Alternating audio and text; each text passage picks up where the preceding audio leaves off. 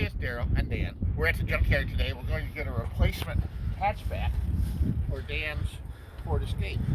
But look how nice this one is. It's all really nice. It's a limited edition. It's got the chrome trim package. The glass is nice and clean. The hinges are kind of cracked. But we got a replacement for those extra way to buy. It's got the windshield wiper on it. It looks good.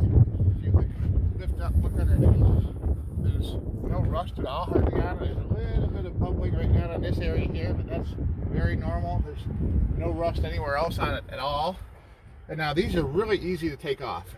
There's the lift struts here. You got to take off the lift strut, and then there's One there.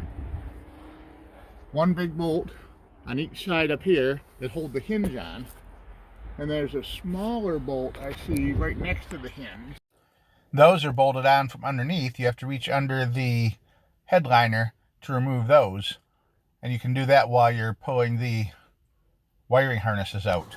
And break anything, you're going to want to lift up this sill guard.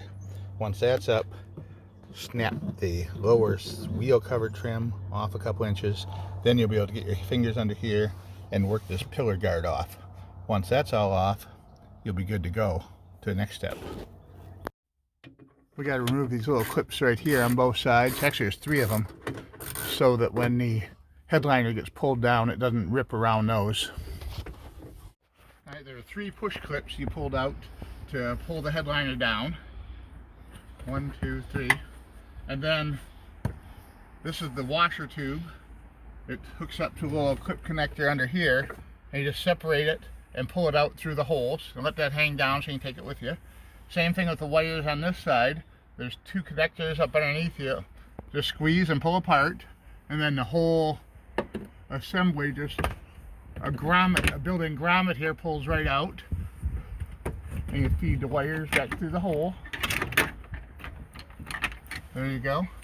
And then the same thing on this side. There's a wire connector over there, and we'll unhook the wires from inside the car and pull those out through the hole.